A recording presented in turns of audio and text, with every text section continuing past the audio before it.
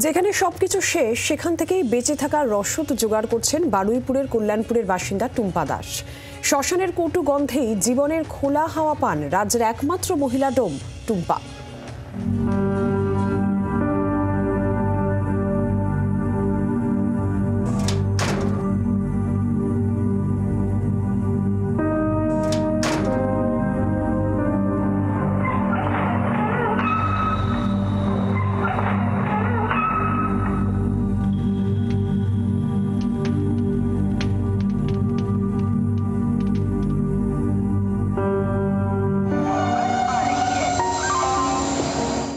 বারুইপুরের কল্যাণপুর এলাকার বাসিন্দা টুম্পা দাস।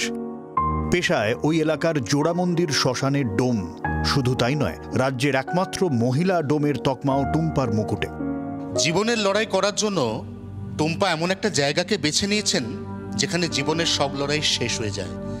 সেই শ্মশান ঘাটকেই তিনি বেছে নিয়েছেন নিজের পেশা হিসেবে।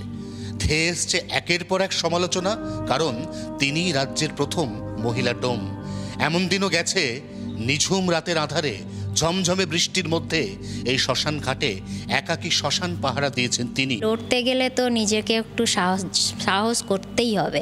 সাহস না করলে তো আমি তো এগাতে পারবো না। তো আমি সেই মনের জোর নিয়ে সাহস করে এগিয়েছি। হ্যাঁ, অনেক সময় অনেকে অনেক কথা বলেছে, গালমন্দ করেছে যে একটা মেয়ে কী কাজ করবে, অনেকে অনেক রকম কথা বলেছে। তারপরে তাদেরকে আমাকে বলতে হয়েছে যে আমার কাজটা আগে দেখো, তারপরে বলবে। 2014 সালে আচমকা হৃদরোগে আক্রান্ত হয়ে মৃত্যু হয় টুম্পার বাবা বাপি দাসের। তিনি ছিলেন জোড়ামন্দির শ্মশানের ডোম। টুম্পা তখন বছর 19-এর তরুণী। 15 বছরের বোন ও 10 বছরের ভাইকে নিয়ে কিভাবে চলবে সংসার, ভবিষ্যৎ কি হবে, এমন অজস্র প্রশ্ন সেই সময় ঘিরে ধরেছিল টুম্পাকে। শেষমেশ বাবার কাজেই যোগ দেন টুম্পা। অনেকেই বিরোধিতা করেছিলেন টুম্পার সিদ্ধান্তের, কিন্তু সেসব সরিয়ে রেখেই শুরু হয় তার জীবন যুদ্ধ। এখানে এখন সবাই আমাকে দেখে বলে যে না যাক, তুই টেনে নিয়ে এসছিস, কাজটা করতে পেরেছিস, ভয় টয় পাসনি বা ছেড়ে দিসনি মাঝপথে। কিন্তু তখন তো আমার প্রয়োজন ছিল না কাজটা, আমার তো টাকা লাগবে, আমার সংসার চালাতে হবে। তো আমি সাহস করে কাজ করে আজকের এই পর্যন্ত পৌঁছেছি। যে সময় বছর 19-এর তরুণী ব্যস্ত থাকেন পড়াশোনায়, সেই সময় থেকে জীবন সংগ্রাম শুরু টুম্পার। সব দেহ স্ট্যান্ডে তোলা, চুল্লির ঢাকনা খোলা,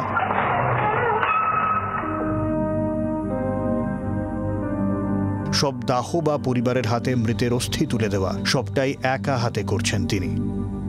ছোট থেকেই কিছু স্বয়ংসম্পন্ন হব এবং নিজের পায়ে নির্ভরশীল হব, এবং যেহেতু ওর ভাইটা অনেকটাই ছোট, তো বড় হিসাবে ওর একটা দায় দায়িত্ব প্রথম থেকেই কাজ করতো। মানে যখন স্টুডেন্ট লাইফ, তখন থেকেও তো দেখেছি, কারণ আমি এই গ্রামের ছেলে, তো আমি দেখেছি তখন থেকে একটা আত্মনির্ভরতা হওয়ার সবসময় একটা ওর লক্ষ্য ছিল।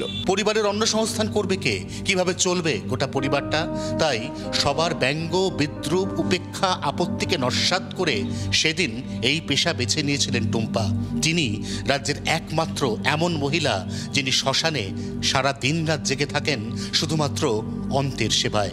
জি 24 ঘন্টার জন্য ক্যামেরার দীপের সঙ্গে অয়ন, কলকাতা।